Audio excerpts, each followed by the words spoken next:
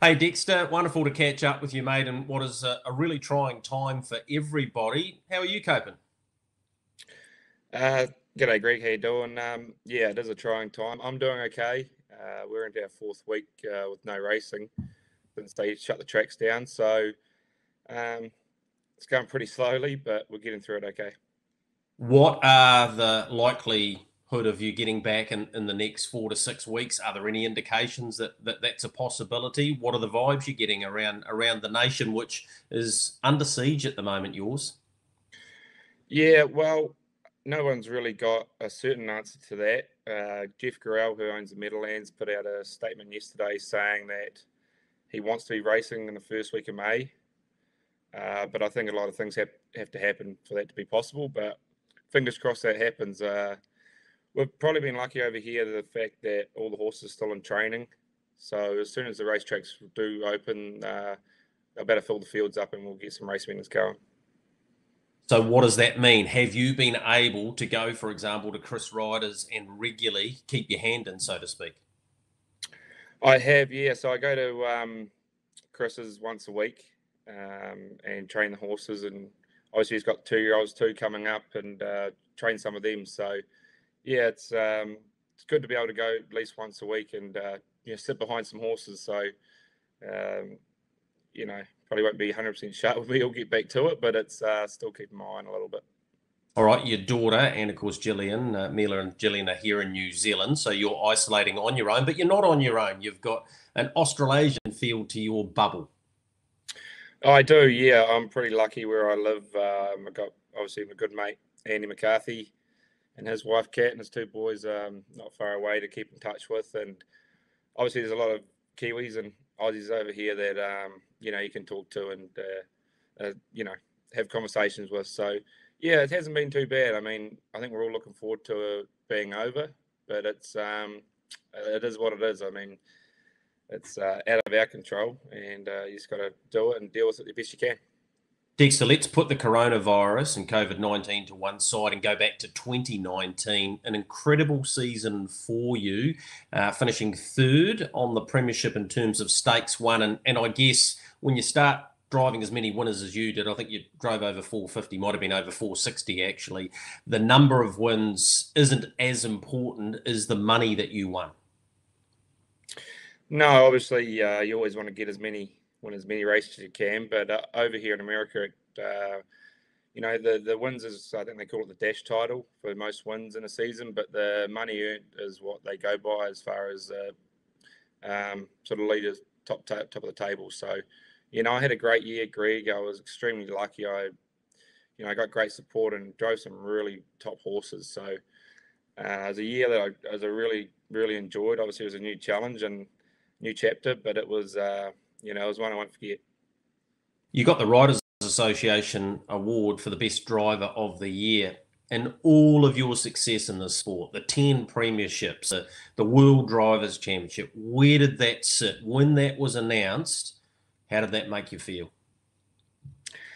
Well, it was a bit of a surprise, really, firstly, and then, um, it probably took a couple of days to set in. And, I've had the support I've had, since I've been over here, it's still wouldn't have happened without the support I had back in New Zealand from, all the trainers and owners and also families. So, it's been a long time career, but it, it really probably nearly up the top of the list, Greg. It's I guess being over the other side of the world probably made it a little more special, I guess you could say. And yeah, it's right up the top of the list. Growing up, though, you always had an eye on US harness racing. You knew how big it was. When you got over there, was it a bit surreal to start with? We'll get back to that 2019 and some of the great horses you drove in a moment, but was it a bit surreal when you first got there? Was it like, oh, I'm sort of on holiday here, but now I'm right amongst it? You're driving against Yannick Gingras and all these great names, the Millers, and like these are. It's a pipe dream for most Kiwi boys, certainly growing up in Canterbury, the home of harness racing here in New Zealand. Yeah, I mean, it was because I obviously grew up with horse racing in my family, and since can remember, horse racing was everything. And ever since I was a young kid, I always was fascinated by the American racing. And got a little taste of it, in 2011 for a few months, and that was really like a little bit of a holiday, but did a little bit of driving and got a bit of a taste. But when I come over this time, back in 2018, I really wanted to work hard and not really make it a holiday. I wanted to put my best shot at it and see how it went. Completely didn't expect for it to go as good as it did, but it, like I said, you're driving against great drivers over here, and it was pretty cool. It was one of those sort of situations you have a few times in your lifetime where you pinch yourself. Dexter, it's different in terms of the way you get paid over there. Obviously, you get a driving fee for every drive in New Zealand and then stake money on top of that. But you are purely driving for stake money. Therefore, your results determine how successful you are financially. Did that take any getting used to? I suppose it probably didn't, because you had pretty good success right from the get-go. Yeah, exactly. I mean, obviously you can go to the races, have 10, 14 drives, and if you're not running the money, you're walking away from the day with no pay. But I guess it substitutes it for how many race meetings you can go to and how many races you can compete in, and also the stake money that you race for over here is far greater than in New Zealand. So as long as you're lucky enough to sit behind some horses with enough talent and get some results, it makes it okay. Talk me through a standard Dexter Dunn week prior to the situation we're in now. Run me through Monday to Sunday. What would be the norm for you? A normal week would be usually Monday off, unless once the babies start, you have baby qualifiers up at Gateway for a month in June.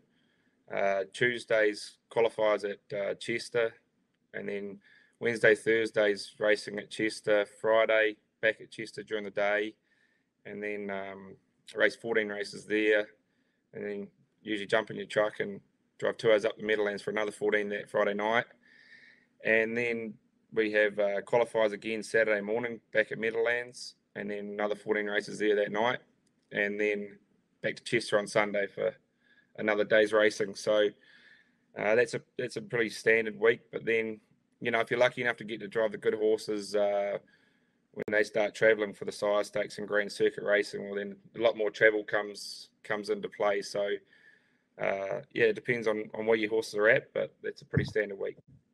What about in terms of your bookings for those race day drives? How does that all work over there?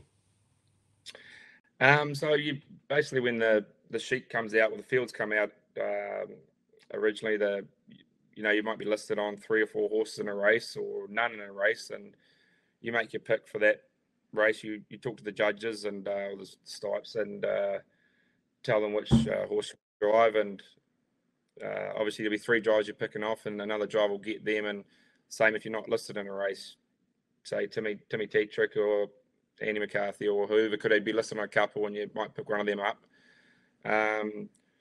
The bigger trainers you drive for, especially in the bigger races, you keep in contact with the trainers and let them know what's going on, whether you're going to take their horse or you can't. But on a standard overnight sort of day at Chester, you really just talk to the judges and pick which ones you're going to drive. So no one really has managers over here as such. You just work with the judges and the trainers and see how it sort of works. Dexter, did you find it tiring at times? Because it sounds like a pretty arduous sort of a schedule, particularly travel-wise. I know back here in New Zealand, you used to travel quite a lot, but nowhere near to the extent that you have in your new home country. Yeah, I mean, nothing compared to back in New Zealand as far as traveling and the race meetings. But a lot of guys said to me that wait till the babies start going and you start traveling a lot, you'll be shocked the system, because it is extremely hectic. But I actually got through the season really good. It was busy, and sometimes you're a little bit tired, but I think I was probably, because it was new to me, it was fresh to the system, and I was enjoying it. So still not that old yet. The body coped with it pretty good, but it was enjoying and got through it okay. And the back end of that, you had a couple of weeks with Gillian and Mila, who's nearly 5 now. That must have been pretty awesome in Hawaii for you. Yeah, it was good. It's they come over for a month here in the summertime last year, Greg, and it was hard. I was racing every day, so to try and spend as much time as I could with Mila, it was difficult because I was always having to go to a racetrack. So spend 2 weeks in Hawaii with no racing and nothing to do with spend time with her was, it was really good. Okay, let's talk about some of these good horses you drove in the last year, and Better's Wish stands out. Tell me, Dexter, I'm interested in a good horse in America, which he obviously is, and a good horse in New Zealand. Is there a different feel to them, or is it much the same?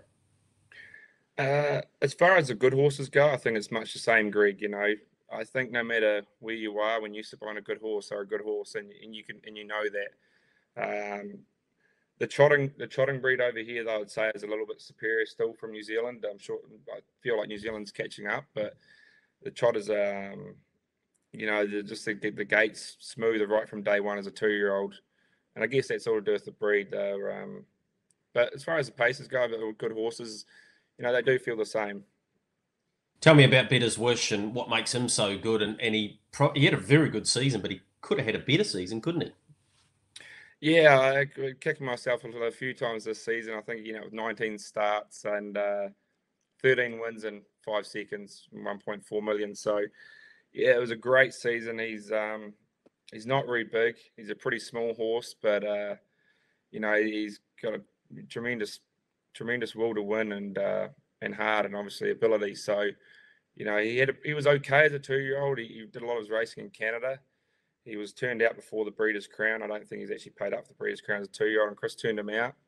And he come back in this season as a 3-year-old, and right from day one, I think his first major target was the Messenger at Yonkers, and he won that good, and he went on to have obviously a great season. So he was tough. He was pretty unlucky in a few of those big races. And second in the North America Cup, second in the Meadowlands Pace, second in the Breeders' Crown, and then obviously 2 seconds in other major races. So he was right there, and he never went down by much. He only sort of just got beat in those 5 seconds he had. So it was special, obviously, to sit behind a 3-year-old like that. And it's they call them the glamour boys, glamour division over here. So everyone's watching them 3-year-olds, and obviously for everything that Chris Wright has done for me to be associated with a great horse for him too was extra special.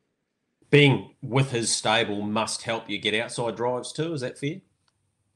Well, he gave me, yeah, exactly, Greg. But he gave me that kickstart, when I first got over here and supported me. Him and another top Kiwi bloke, and Nifty Norman, really kickstarted me off when I first got over here in 2018, and put me on horses and good horses and good races. So really helped me get going and get my name out there. And without their support or help and what they've done for me, my season definitely would have gone like it did last year.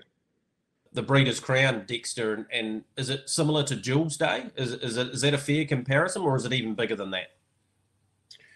It is probably similar to Jules Day. This year was in Canada at Mohawk, and they actually went over 2 nights. So the 2-year-olds went on the Friday night, and then the 3-year-olds and the older horses went on the Saturday night. So it was a weekend affair really, and the Breeders' Crown is probably still the pinnacle over here. Everyone looks forward to it and aims their horses at it. So it's similar to the Jules. It is quite a big deal though, and it's pretty special to be part of it.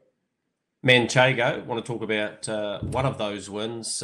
Must have been a pretty awesome sort of a feel to be driving that one. Yeah, no, I was pretty lucky. I picked up the drive on her sort of a quarter of the way into the season. She won a big trot race on Hambletonian Day, and then went off a little bit. She had a slight injury to a foot, and they give her a break, and she come back the second half of the season, and she went to Dayton, won the Dayton Trotting Derby, and world record time, 1,000-meter track. I think it was 50-1. And then the following week, come to Red Mile and went 149 flats, fastest female trotter of all time. And then went on to the Breeders' Crown and just, I think you could have probably won her that night, Greg. She was awesome. She really just ran away with it. So, she's, as far as trotters, I drove some really nice trotters back home, but to sit behind her is something different. She's got the speed of a pacer when you really turn it on. So, it was had a lot of fun with her this year. Yeah, and you won 2 crowns, didn't you? You got 2 on the day. Yeah.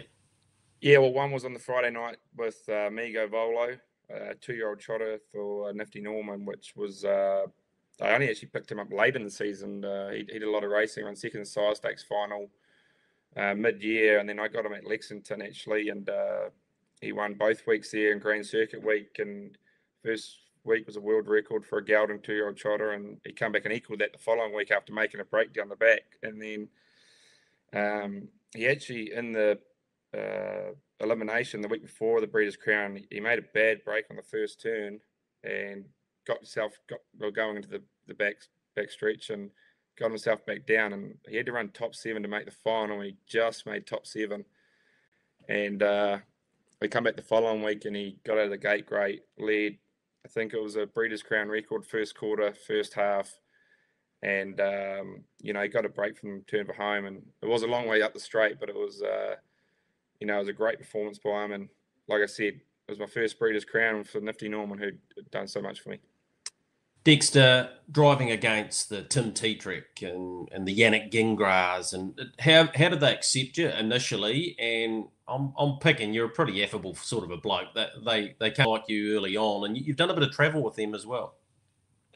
Yeah, well, I guess I was lucky. I'd obviously spent that time over here. Back a few years ago, I'd got to know all the guys over here, and did a World Drivers trip with Timmy, and I did a World Drivers trip with Corey, and obviously good friends with Andy McCarthy. So I sort of knew all the guys, which definitely helped. But they've been great to me since I've got here.